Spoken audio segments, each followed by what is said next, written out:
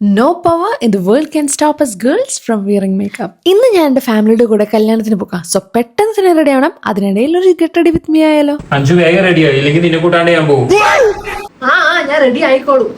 അപ്പൊ ഈ ഒരു സൽവാറിട്ട് നമുക്ക് പെട്ടെന്ന് തന്നെ റെഡി ആവാം, അല്ലെങ്കിൽ ഓൻ എന്നെ കൂട്ടാണ്ട് പോകും. ഈശ്വര, ലൈറ്റും പോയി. ഇനി ഞാൻ എങ്ങനെ റെഡി ആവാം? പക്ഷെ എന്റെ അനിയത്തി കറക്റ്റ് ടൈം കറക്റ്റ് സൊല്യൂഷൻ ആയിട്ട് വന്നു. ഫ്ലാഷ് ലൈറ്റ് യൂസ് ചെയ്ത് നമുക്ക് റെഡി ആവാം. അപ്പൊ തുടങ്ങിയാലോ? ആദ്യം ഞാൻ ഫേസിൽ അപ്ലൈ ആക്കുന്നത് ഫേസസ് കാനഡിന്റെ സ്ട്രോപ്പ് ക്രീം ആണ്.